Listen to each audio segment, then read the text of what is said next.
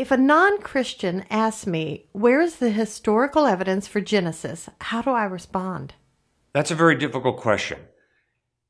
Archaeology supports the Old Testament, but there are a lot of gaps. So I would not try and make a strong case for the historical reliability of the Old Testament. Instead, the real issue is, can you get an historically accurate picture of Jesus? And the overwhelming evidence there is absolutely yes. The Gospels of Matthew, Mark, Luke, and John are clearly historically reliable. And if anybody tries to seriously question the historicity of the Gospels, I just have to strongly disagree. Now, there are many scholars who do, obviously, question the historicity of the New Testament, but when you listen to their arguments, I think that's very, very unimpressive.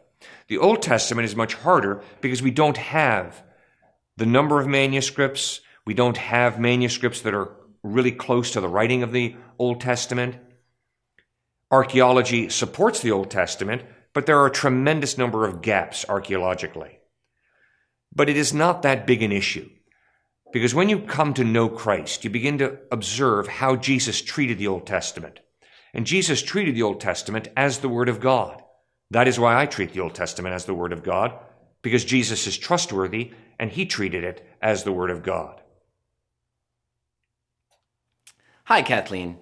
One of the challenges for pursuing any historical truth is that the availability of evidence has challenges over the course of time.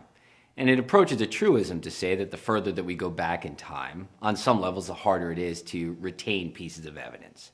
The book of Genesis itself covers a very long duration, from the very beginning of time to the book of Exodus.